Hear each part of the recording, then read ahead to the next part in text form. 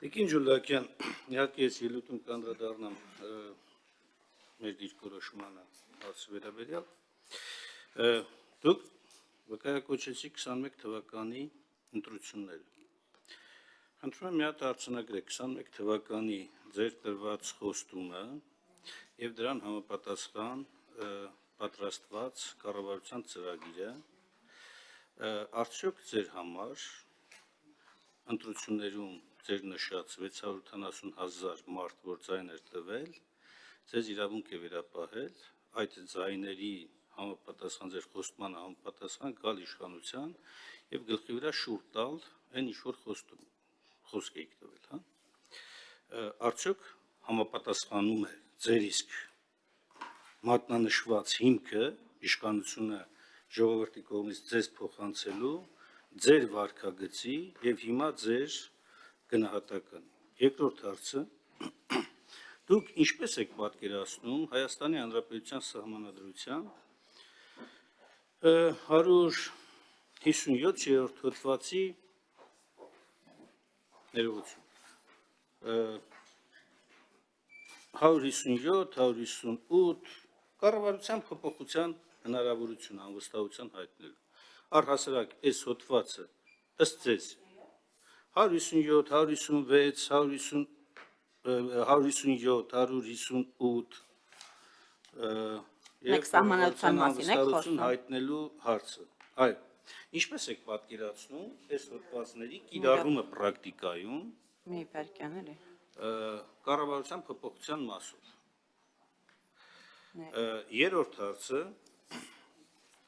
հայտարարության նախագծի վերնագիրը խնդրում եմ եւս մեկ անգամ ընթերցել բարձրաձայն եւ ասել, թե այստեղ ինչի հետ համաձայն չեք։ Ուզում եմ հիշեցնել, որ վերնագրում անվստահության մասին հարց չկա։ Կա ստեղծված իրավիճակը ճգնաժամ համարելու եւ կառավարության ձախողման մասին։ Սրա ինչի մեջ համաձայն չեք, որ դրույթում համաձայն չեք, որ հատվածում համաձայն չեք։ Եվ ամենավերջին, դուք եք կարծում, որ Հայաստանի Հանրապետությունում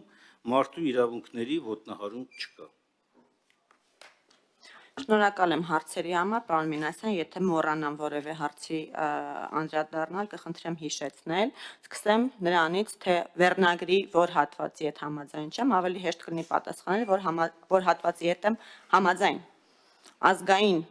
ճգնաժամ եւ կառավարման ձախողում։ Որ ազգային ճգնաժամի մասին է խոսքը, որտեղ է ճգնաժամը, պարոն Մինասյան։ Դուք դուրս եկեք փողոց եւ ցույց տվեք ինձ ճգնաժամ։ Կամ երբ որ խոսում ենք, դա շատ լավ, ինչ խոսում ենք, բան եք ընտրել, որպեսզի շատ ավելի պաթետիկ հնչի, ազգային ճգնաժամ։ Ովքեր են մեր ազգի մեջ ճգնաժամի մեջ։ Ավստրալահայերը, չգիտեմ, Մոգադիշոյի հայերը, որտեղ է ճգնաժամը, խնդրում եմ նշել, ինչ ազգային ճգնաժամի մասին եք դուք խոսում, որովհետև ձեր հարցից ես հասկացա, որ դուք առնվազն համաձայն եք այս սրա հետ։ Կառավարման ձախողում։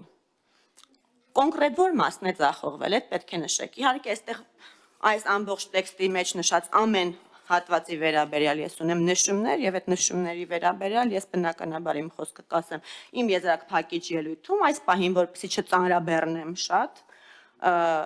բոլորիս այս պահին դեռ չեմ խոսում այդ մասին ինչպես եմ ես պատկերացնում սահմանադրությամբ նախատեսված կառավարության վստահության հարցը ինչպես պետք է պատկերացնեմ Այնպես, ինչպես գրված է, բայց եթե խոսում եք վարչապետին անվստահություն հայտնելու մասին, պատկերացնում հետևյալ կերպ ընդդիմությունը նախաձեռնում է գործընթաց։ Ինչքան ձայն է պետք։ 36 այս պահի դրությամբ։ 36 ստորագրություն բերում եք ներկայացնում եք ազգային ժողովին վարչապետի ձեր միասնական թեկնածուով։ Դուք ձեր մեջ եկեք ընդհանուր հայտարարի, խնդրում եմ։ Հետո եկեք քննարկենք։ Ես ինչու պետք է պատկերացնեմ կառավարությանը կամ վարչապետին անվստահություն հայտնելու գործընթաց։ Դա իմ կառավարությունն է։ Ես խորհրդարանական մեծամասնությունն եմ, իմ գործընկերների հետ միասին, եւ այդ կառավարության խորհրդարանական հենարանն եմ։ Դուք պետք է պատկերացնեք, դուք պետք է process նախաձեռնեք, բայց դուք այդ process-ը դեռ ինքներդ ձեր մեջ չեք կարողանում նախաձեռնել։ Ընդհանուր հայտարարի եկեք, ժողովուրդ ջան։ Ներկայացրեք, բավարար ձայներ ունեք այդ դիմում ներկայացնելու։ Գրությունը համապատասխան ներկայացնելու համար բավարար ձայներ ունեք։ Ներկայացրեք, եկեք քննարկենք։ Մեր պատկերացումները ձեզ ինչու են հուզում այդ առումով։ Մյուս հարցը մոռացա կներեք, հիշեցեք, հա, մարդու իրավունքների հետ կապված։ Մարդու իրավունքների հետ կապված եւ առհասարակ ժողովրդավարության հետ կապված այդ մտածում էի, որ կանդրադառնամ իմ եզրափակիչ ելույթում, բայց ժողովրդավարության, մարդու իրավունքների, կոռուպցիայի դեմ պայքարի վերաբերյալ մեր պատկերացումները, դրանք վերացական բաներ չեն։ Այլ զեկույցներում միջազգային արտահայտված կոնկրետ ցուցանիշներ։ Եվ այդ ցուցանիշները շատ խոսուն են, պարոն Մինասյան։ Մասնավորապես մի քանի միջազգային զեկույցի տվյալներ հանած ձեզ ներկայացնեմ։ Economist Intelligence Unit, որտեղ Հայաստանը ժողովրդավարության առումով զբաղեցնում էր ժողովրդավարության ինդեքսը Հայաստանի 2016 թվականին 120 էր, 17-ին 111, 24 թվականին 82 է։ Տեսեք, քանի նիշով է Հայաստանը իր ցուցանիշները բարելավել։ Freedom House 2017 թվականին 100 միավորից ժողովրդավարության ինդեքսը 45 միավոր էր Հայաստանի մոտ։ Հիմա 24 թվականին 54 միավոր է։ Այսինքն 9 նիշով մենք բարելավել ենք մեր ցուցանիշները։ Մամուլի ազատության մասին է խոսք գնում հայտարարության տեքստում նաև, որ հայտարարակ վիճակում է գտնվում մամուլի ազատությունը, խոսքի ազատությունը։ Մամուլի ազատության ինդեքսն եմ ես նայում, կրկին միջազգային զեկույցներ, 2016 թվական լրագրողներ առանց սահմանների 74-րդ տեղն է զբաղեցնում Հայաստանի Հանրապետությունը աշխարհում, 2017-ին վատացել է ավելի 79-րդ տեղն է զբաղեցնում, 18-ին 80-րդ տեղն է զբաղեցնում, այս պահին զբաղեցնում են 34-րդ տեղը եւ ավելի առաջ ենք, քան որոշ Եվրամիության երկրներ, քան Ամերիկայի Միացյալ Նահանգները։ Այս ամեն ինչը թիվ է, փաստ է, էզոտերիկա չի, ամեն ինչի տակ կան փաստեր կոնկրետ։ Այսինքն միջազգային կազմակերպությունները, երբ որ գրում են զեկույցներ եւ ինդեքսներ են սահմանում, դրա տակ կոնկրետ հետազոտություն է լինում։ Եվ հիմա կամ դուք պետք է ասեք, որ աշխարհը ցուրտ է եւ խաբուսիկ, եւ աշխարհը փաստորեն կույրը չի տեսնում ինչ է կատարվում Հայաստանում, այնինչ որ մենք դուք եք իբր տեսնում։ Կամ պետք է ընդունեք, որ այս թվերը որ կան, օդից չեն վերցվել։ ԵԽԽՎ բանաձևերի մասին խոսք գնաց։ Պարոն Մամիջյան, դուք ԵԽԽՎ անդամ եք, դուք կարող եք ազդել այդ բանաձևերի բովանդակությանը, ո՞րն է խնդիրը, որ չեք ազդում։ Չէ, ո՞րն է խնդիրը։ Ձեզ չեն հավատում ԵԽԽՎ անդամները մյուս։ Եթե այո, ինչու չեն հավատում, ո՞րն է խնդիրը։ Իսկ մենք տեսնում ենք վերջին առնվազն 2 զեկույցներում ներբողներ Հայաստանում ժողովրդավարացման գործընթացների վերաբերյալ։ Այո,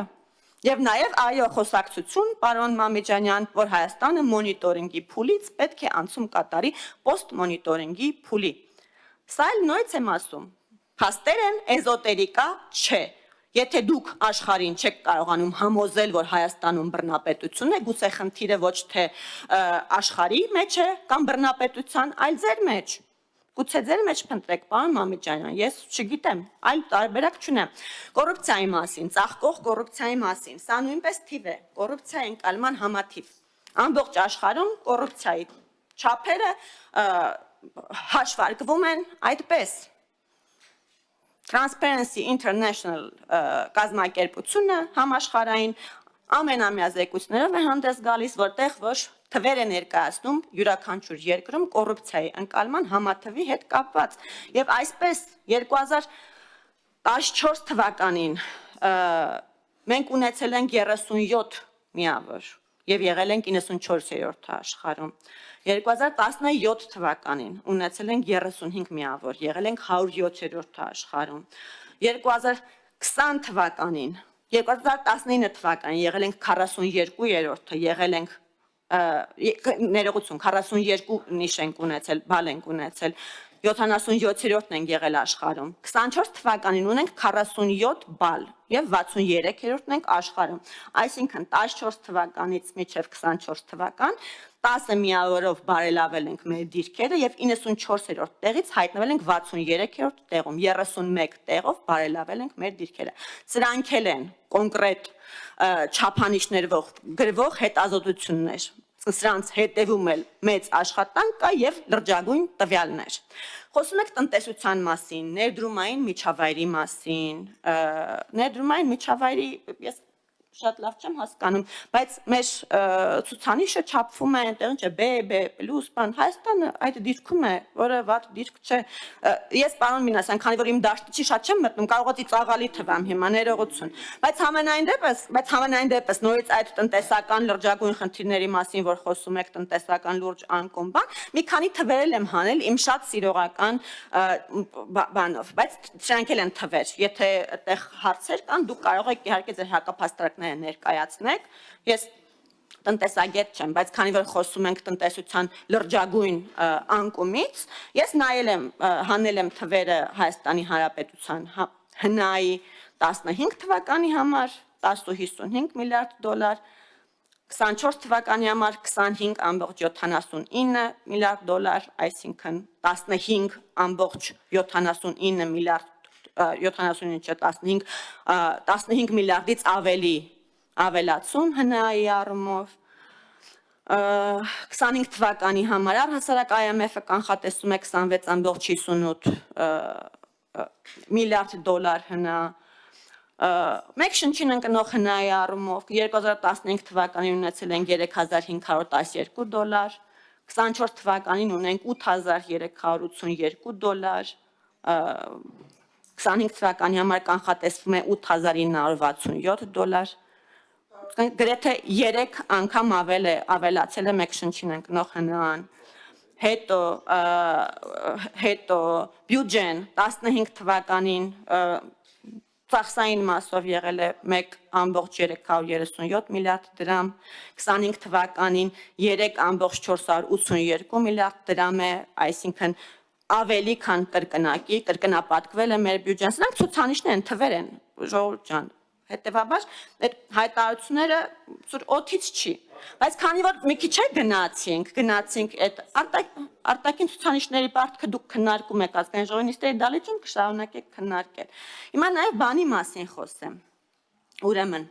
Gini ինդեքսի մասին հա եկամուտների բևեռացման մասին Հայաստանի Հանրապետությունը 23 թվականին Gini ինդեքսով 27.9 նիշն է ունեցել եւ եթե մենք դա նաեւ համեմատում ենք մեկ շնչին ընկնող ՀՆԱ-ի հետ մենք տեսնում ենք հետեւյալը որ Հայաստանի Հանրապետությունում մեկ շնչին ընկնող ՀՆԱ-ն աճել է կտրուկ կերպով եւ բևեռացվածությունը եկամուտի բնակչության առումով նվազել է Հետևաբար պարոն Մինասյան, մենք կարող ենք իհարկե դու կարող եք ասել, ձախողվել է, այս ինչը, այն ինչը եւ այլն, բայց կան թվեր, որոնց դեմ մենք չենք կարող պայքարել։ Ես առաջարկում եմ բարձրապես մարդկանց չասել բաներ, որոնց մասին իրենք շատ լավ գիտեն եւ հասկանում են, որ իրականությանը չհամապատասխանող տեղեկություններ եք տալիս։ Դա է գուցե պատճառը, որ մարդիկ չեն կանգնում ձեր կողքին, բայց այս դեպքում պարոն Մամեջյանի կողքին դեռ նախագիծը իրենցն է, բայց քանի որ հարցը դուք եք տվել դրա համար եմ ձեզ ասում։ Կառավարության ծրագրի առումով, կառավարության ծրագրի ուրեմն մասը Հայաստանի եւ տարածաշրջանի համար խաղաղ զարգացման դարաշրջան բացելը արտահերտ ընտրությունների արդյունքներով ժողովրդի առաջ կառավարության ստանձնած մեծագույն առաքելությունն է։ Կառավարությունը գիտակցում է, որ այս խնդրի լուծումը կախված չէ միայն Հայաստանի Հանրապետությունից, այլև տարածաշրջանի մյուս երկրների կեցվածքից եւ ցանկությունից։ Հայաստանի Հանրապետության կառավարությունը ստանձնում է տարածաշրջանի համար խաղաղ զարգացման դարաշրջան բացելու իր բաժին անելիքն ու պատասխանատվությունը։ Կառավարության ծրագրի գլխավոր առաքելությունը այստեղ նշված է եւ մեր քարոզարշավի հիմնական թեզը։ Դուք գուցե կարող եք ասեք, որ դուք ձախողել եք Պողպատյան մանդատը իր ամբողջ խստությամբ գործի դնելու մանդատը, այդտեղ գուցե այդ քննադատության հետ համաձայնվե, բայց մնացածը պարոն Մինասյան ոչ։ Շնորհակալ եմ ինձ երկար լսելու համար։ Արձագանք եմ։ Ես պարզապես հիշեցնեմ, հա, բոլոր հնաբնակներին, որ հետո ինչ ասեք, ռեգլամենտ չեք պահում, որովհետև խոսալու բան Ես ուզում եմ նաև մեր հանրությունը լսի, առաջին անգամ լսում ենք նոր փաստարկ, նույնիսկ Նիկոլ Փաշինյանը դες փաստարկ չէր բերում, որ դուք հենց հիմա այս վերջին ձեր խոսքով ասեցիք, որ դուք կատարում եք կառավարության ծրագիրը։ Ըստ էության կառավարության ծրագիրն են կատարում ժողովուրդ։ Սիրելի ժողովուրդ, այս մարդիկ կատարում են կառավարության ծրագիրը։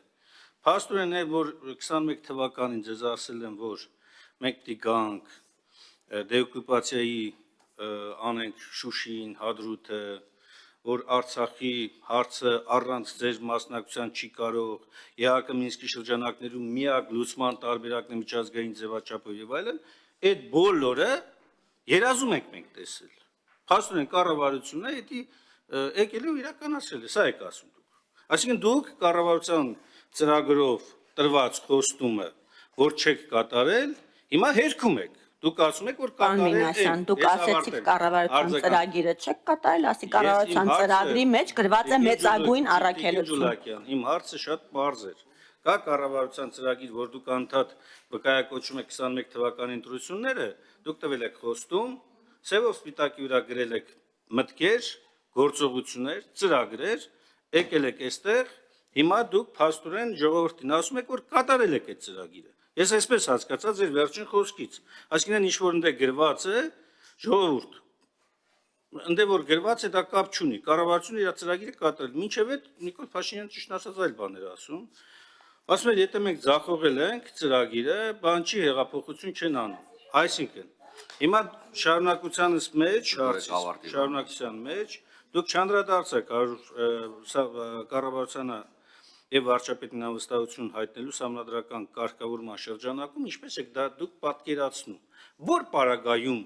կարող է այս նորմը համանդրական կյանքի կոչվել, այնտեղ գրած չի ընդդիմություն, իդեպ ասեմ, այնտեղ գրած ազգային ժողովի падգամավորներ, հա, եւ մենակ ընդդիմության մասին չի խոսքը, խոսքը նաեւ շատ հնարավոր է, որ քաղաքական իշխանության մասին էլ լինի, բայց նորմը այս նորմի պրակտիկ կիրառումը դուք ինչպես եք պատկերացնում։ Իմ հարցը սա էր, պրակտիկ գործադրումը ո՞նց եք պատկերացնում։ Թե ձեր համար, եթե կա վարչապետ, ուրեմն ինքը հավետ է։ Թե ինքը ենթակա է փոփոխության։ Եվ եթե ենթակա է փոփոխության, որ պայմաններում է ենթակա փոփոխության, ինչ պարամետրեր կլինեն ըստ ձեզ, որ համանդրական այս նորմը գործի, իմ հարցի էությունը սա էր։ Որը դուք ուղղակի չպատասխանեցիք, բան չարեցիք, անցակ գնացիք։ Եվ վերջինը, դուք մատնանշում եք եւ վկայակոչում եք որոշ ցուցանիշներ, որոնք ոչ միայն ով որ ձեզ տվել է ցուցանիշները, իրենց ասեք, որ ամբողջական վերլուծություն տվեք, ոչ թե Մինասյան, ինձ ոչ ոք ցուցանիշ չի տալիս, ես ինքս երեք ուսումնասիրել եմ, երեք բացատրում եմ այստեղ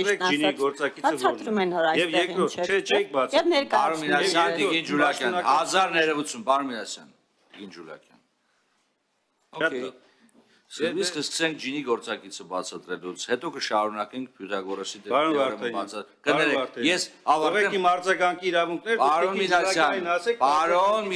խնդրում եմ։ Ես խնդրում եմ բոլորիդ, հարգելի գործընկերներ, խնդրում եմ մնանք քննարկող օրակարգի շրջանակներում։ Խնդրեմ, պարոն Մինասյան, շարունակեք ձեր արձագանքը։ Շատ լավ։ Անհավասարության գործակիցներից սկսած ավարտված աղքատության ցուցանիշներով, եթե դուք որոշել եք այնուամենայնիվ ինքներդ եք զբաղվում, ինքներդ եք վերհանել, խնդրեմ, որպեսզի այստեղ էլ խորանաք, հա։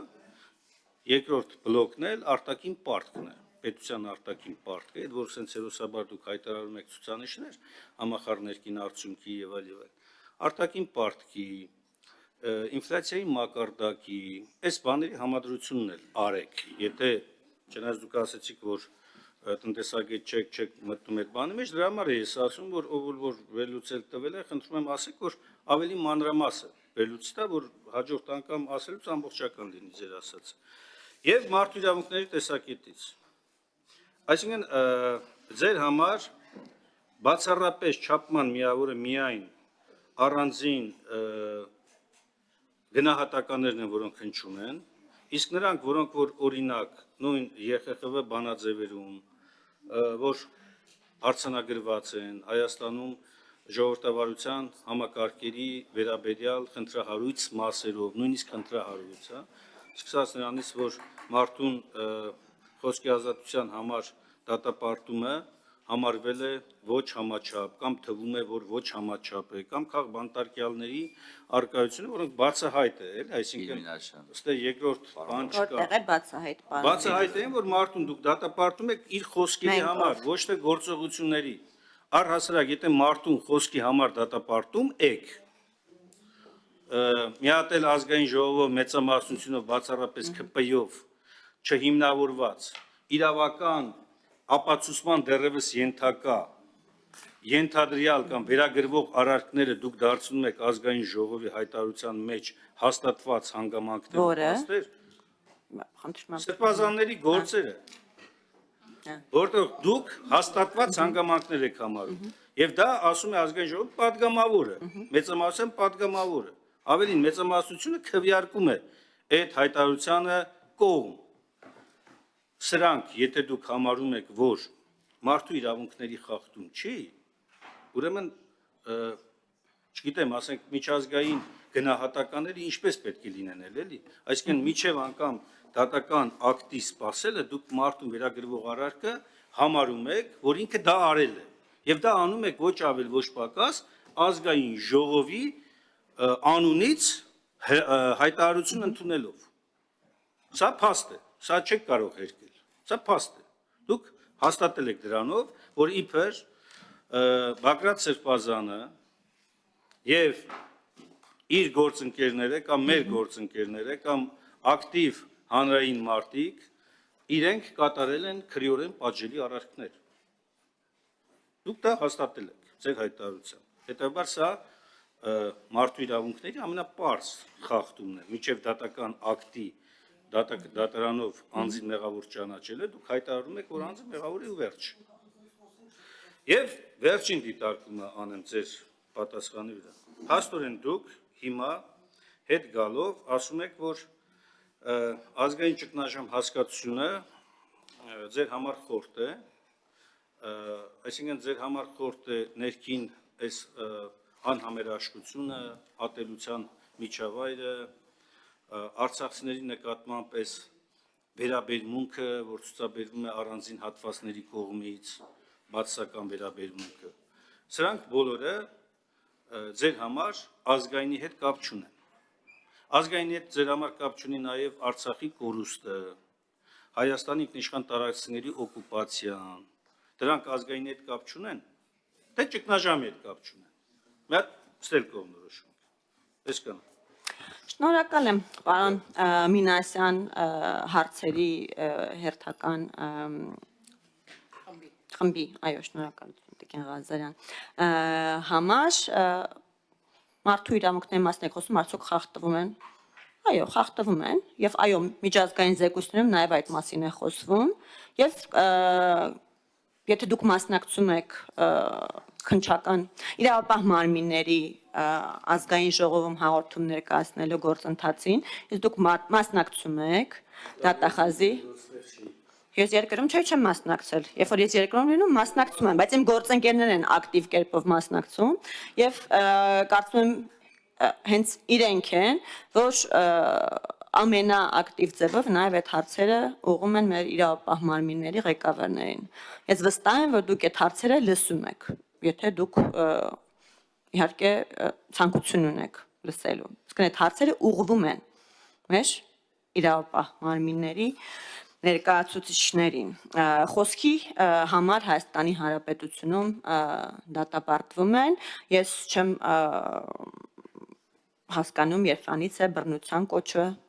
դարձել խոսքի ազատության մաս, դա քրեորեն պատժելի արարք է, պարոն Մինասյան, առողջություն, հեղաշրջման կոչ անելու խոսքի ազատությունը, երբանից է դա դարձել խոսքի ազատություն։ Եթե դա խոսքի ազատություն է, ուրեմն չպետք է լինի քրեորեն պատժելի արարք։ Այսինքն դուք պետք է հանդես գաք, ապա քրեականացնելու նախաձեռնությամբ դրանք։ Բայց նաև եթե մենք նայում ենք միջազգային չափանիշները խոսքի ազատության հետ կապված մարդու իրավունքների եվրոպական դատարանի նախադեպերը, այնտեղ չկա խոսքի ազատության շրջանակներում, այո, բռնության կոչ, ատելության, քարոզ անելու հնարավորություն, առավել ևս հեղաշրջման կոչեր անելու հնարավորություն չկա, ինչը։ Հեղափոխություն է։ Հեղաշրջման կոչ չէ։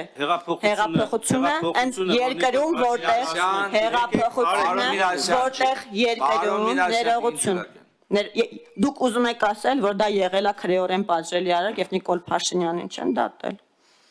Այսինքն արել է մի բան, որը արել է հեղափոխությունը, դա երկրում, որտեղ որ ընտրությունների միջոցով իշխանություն փոխել հնարավոր չի, Պարոն Մամեջանյան, լավ էլի, խնդրում եմ, այդ ակտն է ժողովրդի կողմից։ Դուք էլ միացել եք այդ հեղափոխության, պարոն Մինասյան, եթե դեմ եք, ինչու եք միանում։ Խնդրեմ։ Հասկացա, փաստորեն դա։ Ձեր մյուս հարցերը մոռացա, եթե հիշեցնեք, կասեմ ճիշտն ասած, հա։ Հա, որ դեպքում պետք է վարչապետը չլինի այլևս վարչապետ, երբ այդպես է ուզում ժողովուրդը։ Ցույց տվեք մեզ ժողովրդին, վարչապետը բազմիցս է ասել վարչապետը։ Ցույց տվեք ժողովրդին, թող լինի հանրային պահանջ հրաժարականի եւ ես կտամ հրաժարական։ Ձեզնից ընդամենը պահանջվում է այդ հանրային պահանջը ի ցույց դնելը, որը դուք արդեն մի քանի տարի է, ինչ չեք կարողանում ի ցույց դնել, պարոն Մինասյան։ Ինչ վերաբերում է նրան, թե որ դեպքում իշխանությունը կարող է, իսկ նույնպես եմ ասում, վարչապետը մեր վարչապետն է։ Վարչապետը մեր վարչապետն է, այդ որ պարամետրի մասին դուք մտածեք փոխելու։ Մենք իշխանության, մենք կառավարության հենարանն ենք ազգային ժողովում, մենք չենք պատրաստվում փոխել մեր վարչապետին։ Եվ դուք, եթե կարծում եք, որ պետք է փոխել, դուք պետք է ձեր գործողությունը անեք, խնդրում եմ դուք ձեր մեջ ընդհանուր հայտարարի եկեք, հետո եկեք մեզ հարցնեք, մենք որ պայմաններում դուք ձեր համաձայնությունը ձեռք բերեք, հետո եկեք կխոսենք, սիրելի գործընկերներ, շնորհակալություն։